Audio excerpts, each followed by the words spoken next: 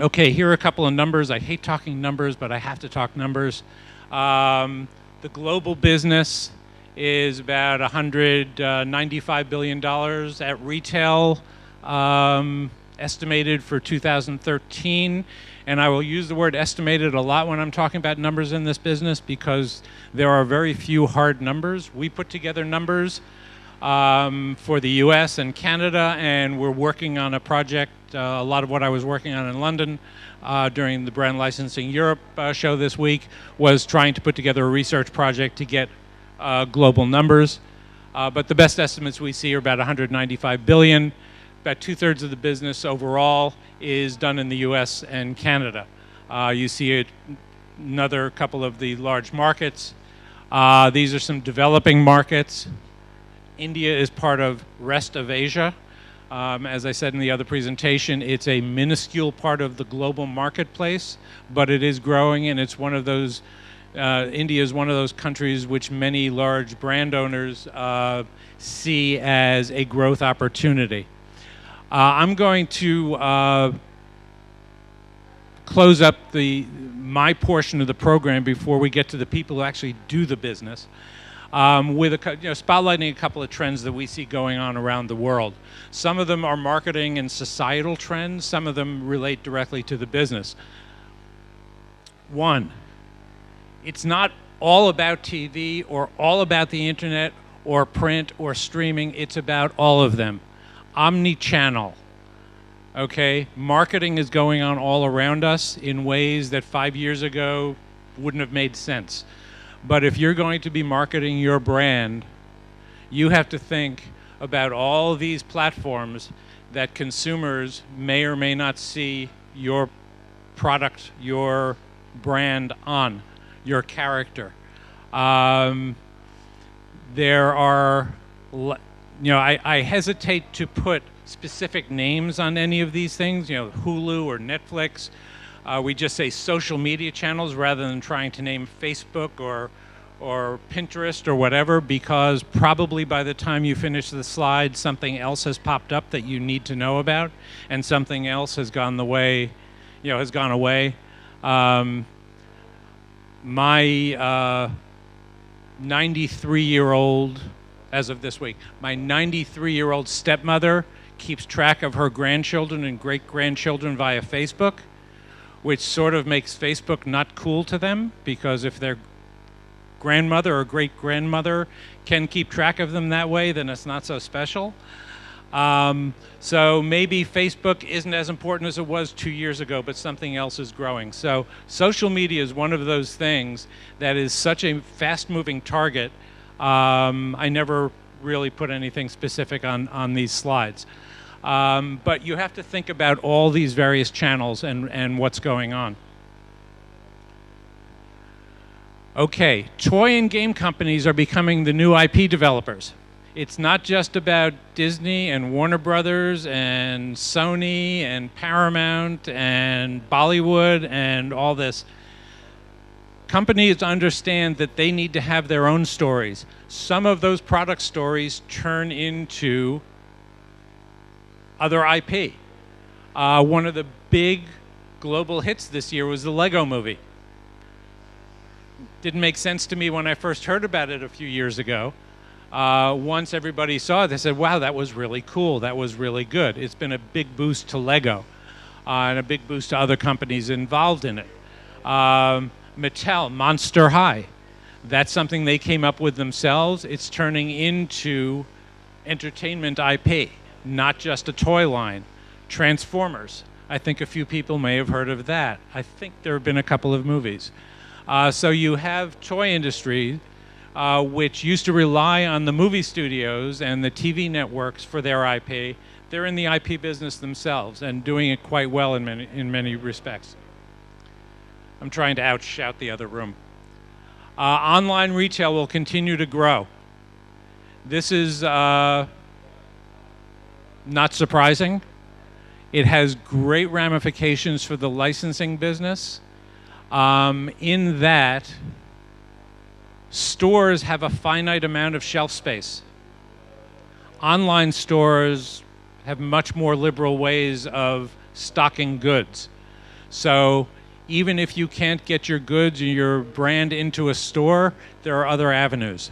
That becomes very important for older IP in the entertainment business, for example, as people stream old TV series on Netflix or whatever, and they're saying, wow, I really want to get something related to that. Well, it might be out of the stores already because you don't have a lot of interest in it among today's consumers that the retailer can predict, but they might be able to find it online. They probably will be able to find it online. So the online retail, in many respects, was created. It's a special gift to the licensing business. Another area where online retail becomes very important is sports. If I'm a New York Yankee fan living in Delhi, I can go online and buy something, whereas if I was looking to go to a store and buy a New York Yankee something, not a chance. And that happens all around the world. Manchester United has a huge global retailing organization that's built a lot on the online. You have the sport teams running and the sports leagues running their own online operations to reach a global audience or an audience elsewhere in the country from their home markets. So the growth of online retailing is a very key thing for the licensing business. Chris can even sell Oxford goods in the US, where before probably not much chance. Okay, corporate social responsibility. I was very impressed by and I don't have the exact name of the campaign, the Clean and Green campaign that we saw from the beginning of the conference today.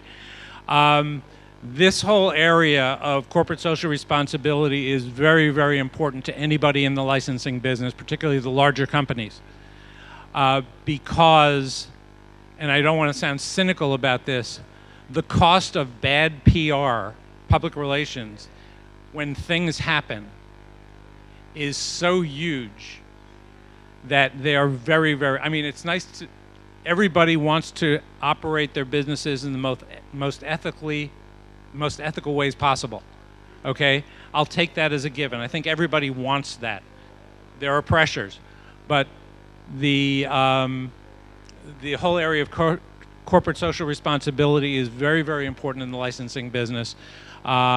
Because we're dealing with consumer emotion. Consumers, if they think your goods aren't being made in the right way, under the right conditions, treating workers fairly, not polluting, they might not want to be associated with your brand.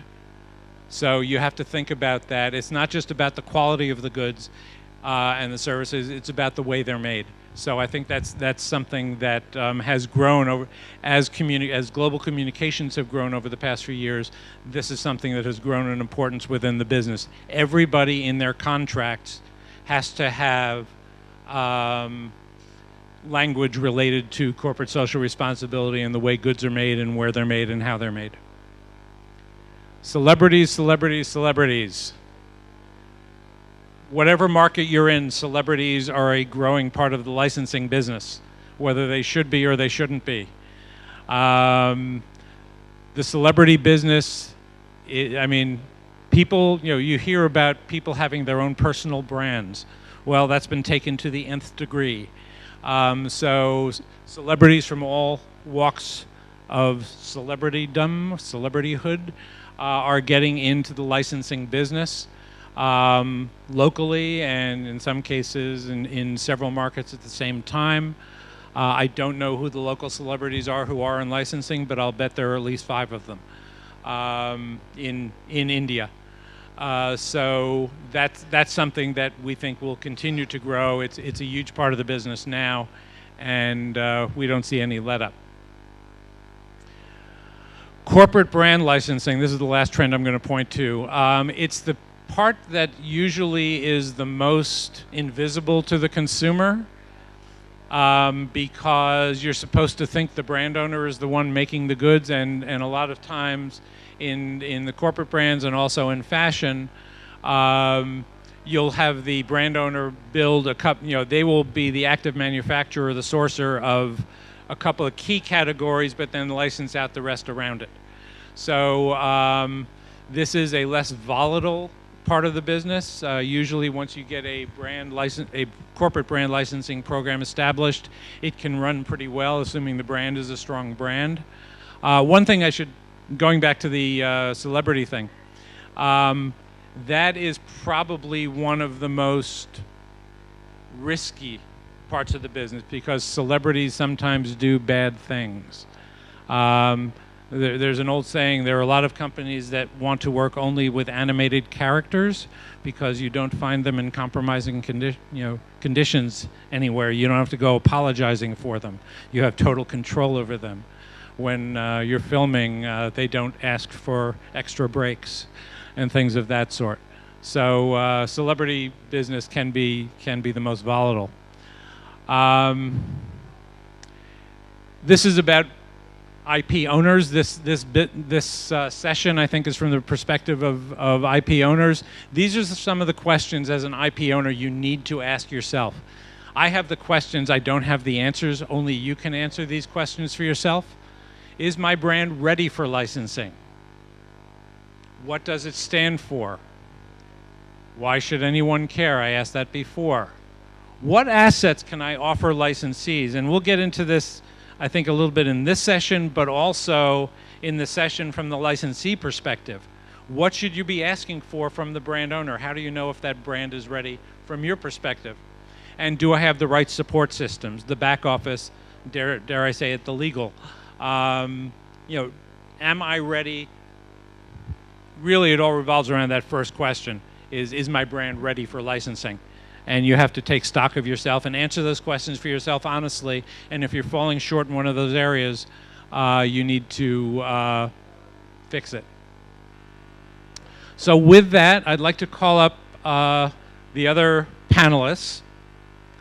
And I was cautioned I should just say Naga, because otherwise I would get the name wrong. So Naga, if you could come up and give your presentation. Thank you, everybody.